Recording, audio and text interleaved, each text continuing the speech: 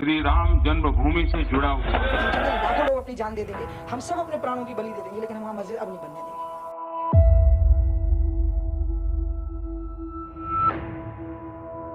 Party as such failed. मंदिर भी बनेगा और मस्जिद भी बनेगा। Fuming over that demolition drive. And they will attack Ram Mandir.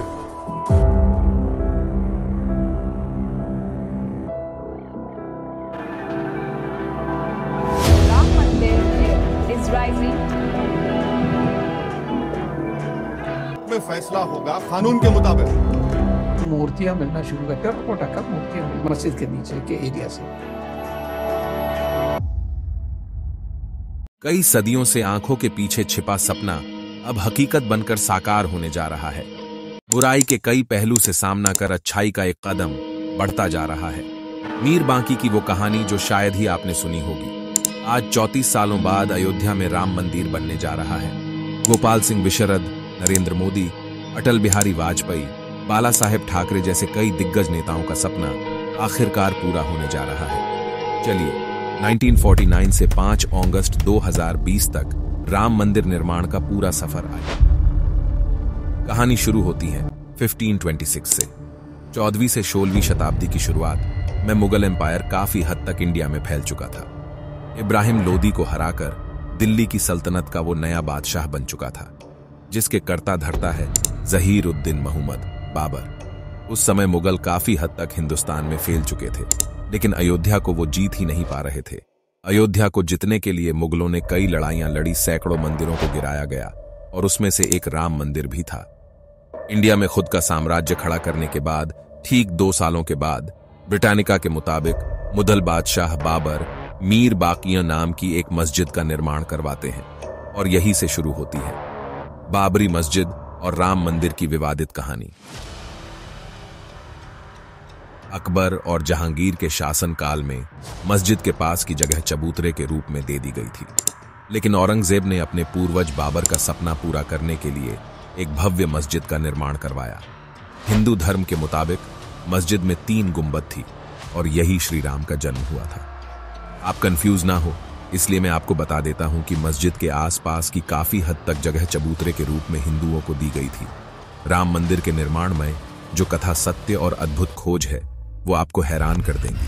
तैयार रहिए, क्योंकि हम आज उसी खोज में हम आगे बढ़ने वाले हैं। 1859 मंदिर मस्जिद के लिए हिंदू और मुसलमान गुट के बीच झड़प होने लगी थी, जिसके कारण ब्रिटिश सरकार ने विवादित जगह के आसपास बाड़ लगा दी। मुस्लिमों को ढांचे के बाहर और हिंदुओं को चबूतरे के पास पूजा करने की इजाजत दी गई। अंग्रेजों ने जैसे तैसे विवाद को रोक के रखा था, लेकिन विवाद शुरू हुआ 23 दिसंबर 1949 को, जब एक कार्यकर्ता रैली के दौरान बाबरी मस्जिद के अंदर कुछ व्यक्तियों को हिंदुइज्म के अवशेष नजर आते हैं। लोगों के मुताबिक राम मंदिर के ऊपर धोखाधड़ी से बाबरी मस्जिद को बनाया गया था। लोगों के मन में कई बड़े सवाल खड़े होने लगे। इसकी ओर जांच पड़ताल करने के लिए आर्कियोलॉजिस्ट, इतिहासविद और स्कॉलर्स खुदाई करने के लिए आते हैं। उस मस्जिद में जाने के बाद वहां उन्हें मस्जिद में भगवान राम की मूर्तियां पाई गईं, हिंदू स्ट्रक्चर में बनाए गए पिलर, शिवजी मूर्ति और भी बहुत कुछ। हिंदुओं का कहना था कि भगवान राम वहां खुद प्रकट हुए हैं, जबकि मुसलमानों ने आरोप लगाया कि किसी ने रात में चुपचाप मूर्तियां वहां रख दी। अब सच और फरेब क्या है, आप खुद ही अंदाजा लगाइए। तुरंत ही साल 1950 में फैजाबाद सिविल कोर्ट में 2 अर्जियां दाखिल की गई, जिसकी PDF डिस्क्रिप्शन में आपको मिल जाएगी, लेकिन आप अभी वीडियो में अभी बने रहिए। पहली अर्जी में रामलला की पूजा की इजाजत और दूसरी में विवादित ढांचे में भगवान राम की मूर्ति रखे रहने की इजाजत मांगी गई। लेकिन मिला क्या? बस तारीख पे तारीख। उसके 9 सालों बाद यानी 1959 में निर्मोही अखाड़ा ने तीसरी अर्जी दाखिल की, लेकिन इंडिया की घिसी पिटी न्याय व्यवस्था के कारण रबर की तरह यह केस भी चलता ही रहा। और साल आया 1984।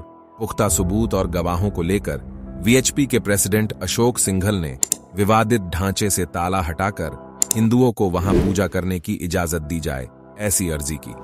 कई मतभेद होते रहे, तर्कों से भेद से सवाल, ये सिलसिला चलता ही रहता है और इसी सिलसिले में 2 साल बीत जाते हैं। और आखिर में फैजाबाद के जज के M पांडे 1 फरवरी 1986 को फैसला लेते हुए ढांचे पर से ताला हटाकर वहां हिंदुओं को पूजा करने की इजाजत दे देते हैं। दिसंबर 1992 आरएसएस और उसके सहयोगियों ने विवादित ढांचे के पास 1,50,000 वीएचपी और भाजपा समर्थकों की एक रैली आयोजित की।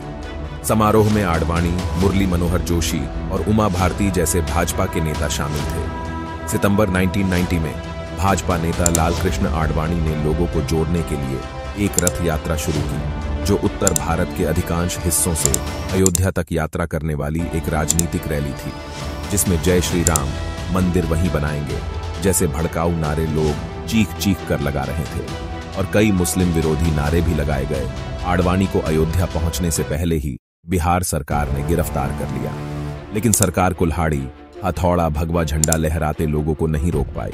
6 दिसंबर 1992 को वीएचपी और भाजपा ने उस स्थान पर एक रैली आयोजित की, जिसमें 1,50,000 लोग शामिल हुए।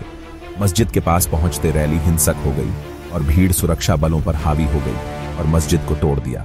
हिंसक भीड़ ने शाम के लगभग 4:30 बजे तक मस्जिद को तोड़ दिया, जिसके बाद जांच में 68 लोगों को जिम्मेदार पाया गया, जिनमें भाजपा और वीएचपी के कई नेता भी शामिल थे, जिसके कारण भारत के हिंदू और मुस्लिम समुदायों के बीच कई महीनों तक सांप्रदायिक दंगे हुए, जिसमें कम से कम 2,000 लोग मारे गए।